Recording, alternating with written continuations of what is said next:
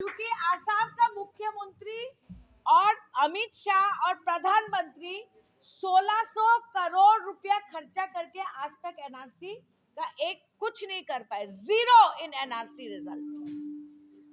और भाषा জাতি ধর্মের নামে হেমন্ত বিশ্ব শর্মা মুখ্যমন্ত্রী এবং প্রাইম মিনিস্টার মোদি আসামে বিভাজন করছে, ডিভিশন করছে। আজ এক ডিসি, একজন ডেপুটি কমিশনার, ডিস্ট্রিক্ট কমিশনার কিভাবে পূজা কমিটিকে বলতে পারে যে আপনারা অসমিয়াতে লিখবেন না বাংলায় লিখবেন না হিন্দিতে লিখবেন? Every language is respected in Assam. Official language क्या होता है? असेंबली का होता है, गवर्नमेंट का लैंग्वेज होता है। पूजा कमिटी में ऑफिशियल लैंग्वेजेस कहाँ आया?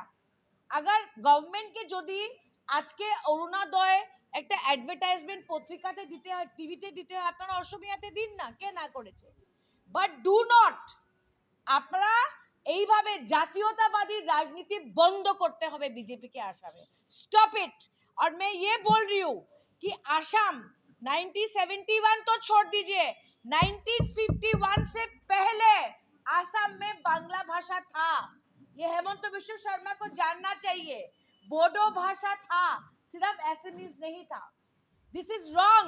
I condemn this order of District Commissioner of Kamrup and I request him.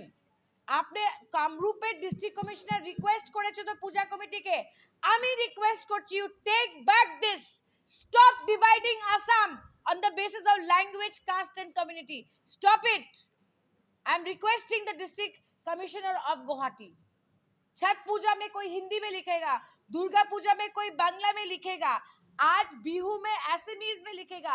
सब लैंग्वेज के लिए जगह है आसाम में। हमको मत बांटिए, ये गलत है। So I am telling again, the district commissioner of Kamrup, please take back this. This has hurt my sentiment.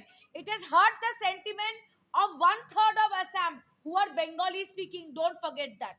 Thank you very much.